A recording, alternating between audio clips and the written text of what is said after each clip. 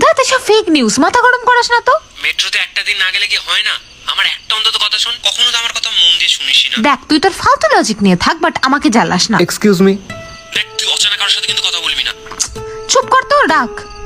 হ্যাঁ বলুন। আপনার কাছে একটা পেন হবে? পেন? হ্যাঁ দাঁড়ান। Thank you. বাইরে কোথাও যাচ্ছেন নাকি? যাওয়ার তো কথা ছিল, বাট শুনছি মেট্রো নাকি বন্ধ। কি নাকি? আরে না, কিছু মেট্রো চলছে। চলুন আমিও যাচ্ছি, দেখিয়ে দিই। উফ, থ্যাংক ইউ। মাইসেলফ অহনা।